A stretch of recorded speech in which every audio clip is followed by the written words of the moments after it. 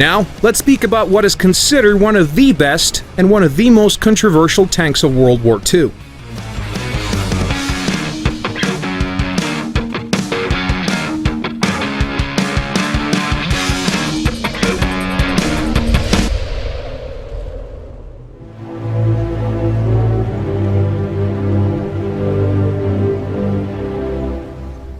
The Panther. Some say it's the best German medium tank and a blueprint for MBTs. Some say it's a failure that sealed the fate of the Third Reich.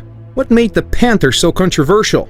First, we'll have to explain how the tanks were developed in Nazi Germany. In most cases, the all-powerful Ministry of Armaments and Munitions tasked a number of different companies with developing the different parts of a single vehicle. Take the Panzer III Model M, for example. It has a Daimler-Benz chassis, a Maybach engine, a Zahnradfabrik gearbox, and Krupp turret. Needless to say, under such a system, it was the ministry that called the shots and made all key decisions concerning the tank's design and its future. Let's get back to the Panther. As early as November 1941, the Germans started to work on a new 30-ton medium tank design. They had a clear reason for rushing the development. The T-34, with its great armor and powerful gun, left quite an impression. The new tank had to have superior armor, firepower, and the capability to ford water obstacles, since not all European bridges could support a vehicle that heavy. There were no problems finding a good cannon. In the winter of 1941, Rheinmetall designed a turret with a 75mm gun that was supposed to be installed on the Tiger.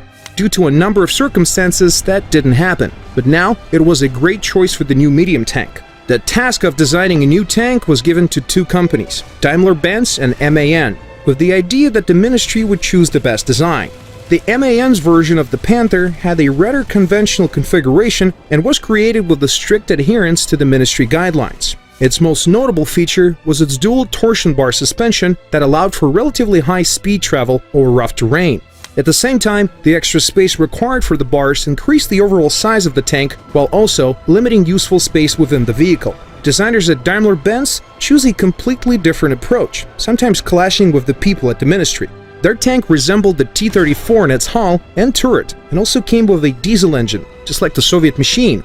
Not surprisingly, the DB design is sometimes considered a copy of the Soviet tank. It's hardly fair though. DB were making a push for the diesel engine in as early as 1940, and their vehicle had quite a few notable differences, including an external leaf spring suspension and a three-man turret crew arrangement. Despite a number of disagreements at first, DB's version seemed to be a clear favorite with the authorities. It had a shorter silhouette, more crew space, better slope on the front hull, and a somewhat simpler design.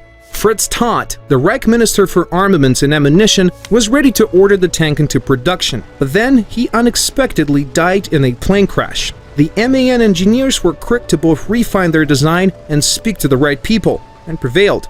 A special commission appointed by Hitler selected the MAN design. Here comes the weird thing. While the companies tried to appease numerous commissions and judges, the tank changed. For one, it turned out to be 10 tons heavier than originally expected. The newborn Panther was a strange beast. It had armor, armaments, and the agility of a medium tank, and the mass of a heavy one. Did the Germans make the right choice? Well, that's a completely different story.